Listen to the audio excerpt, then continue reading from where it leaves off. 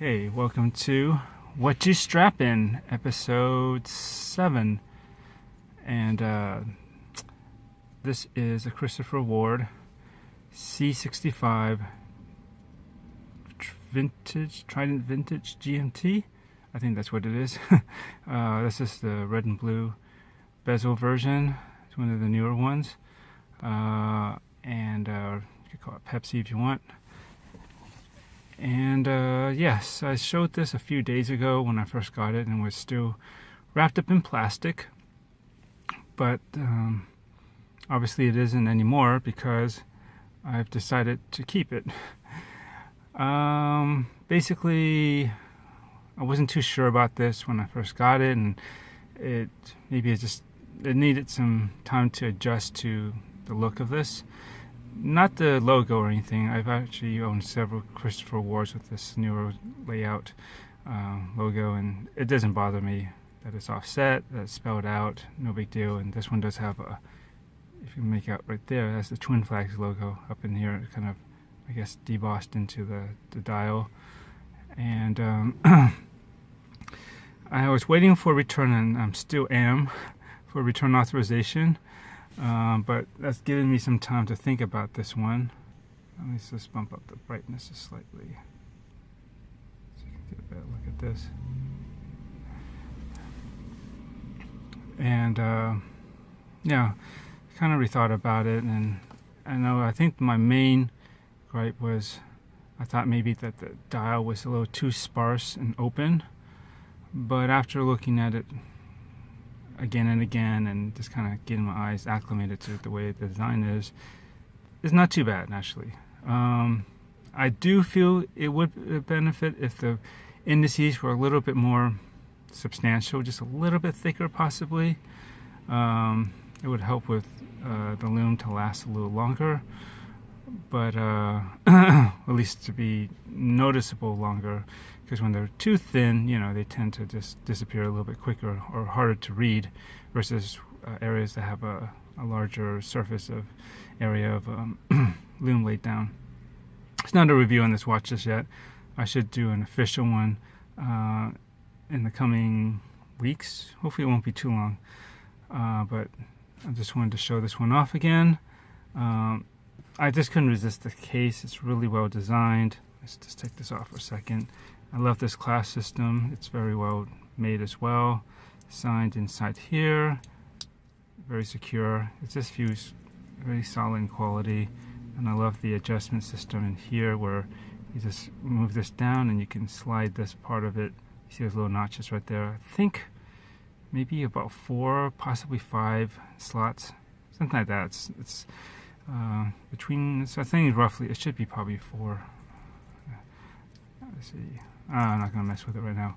But you can, and it's all internal or behind this clasp, so you never see the ratcheting system, unlike some other ones where it comes apart here and you'll see the ratcheting part of it, and it doesn't look that good, especially since it forms like a gap here and you see like a thin piece of metal where that ratchet piece is that connects the two pieces, and sometimes those are usually sharp too on the edges.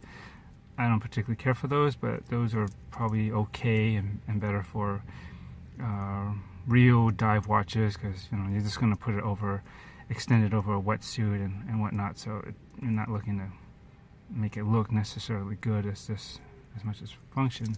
But this case, I just had to touch on this again, is quite nice. I love the way it's contoured and shaped, and it's only 12 millimeters thick. That's actually pretty good for, I thought it would be more than that, but I measured it 2-3 times the other day. Actually, that was a different watch, but it's not that thick. And coupled with the fact that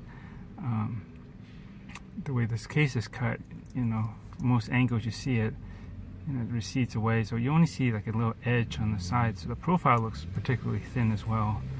And I'm going to go over this in review, but if you look closely at the edge of the bracelet, there is a slight chamfer to it. It's very small, and even in the center links, but it's there, so that does help smooth out the edges. It's not such a hard edge, or what some might call a hot spot, and you can feel it smooth. Anyways, it's been running great. I think maybe about plus or minus 2 seconds a day so far. It's only been pretty much the second day in a row that I've worn this, so I'm still testing it out, but it seems to be holding and keeping pretty accurate time. Anyways, I don't want to get this too long, so we'll just go put this back on the wrist.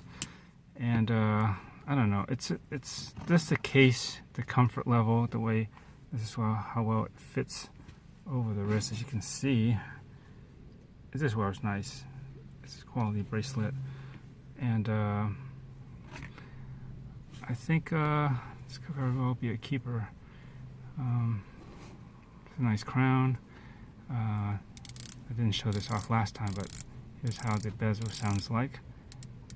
It's really, it's just a watch movement, but there really isn't any play in the bezel. It pretty much goes to where you want it to, and it'll hold.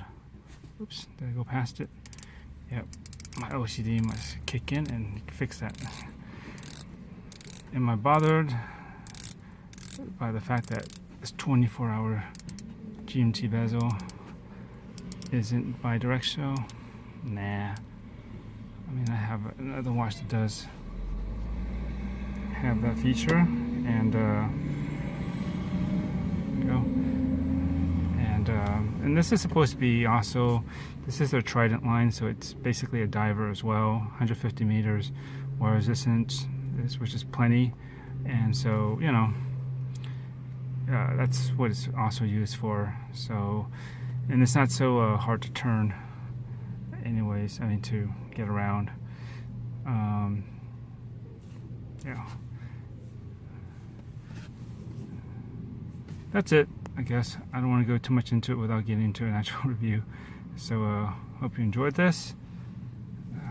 Love the low profile on the wrist, and it wears really great. Recommend try one of these if you can. All right, laters.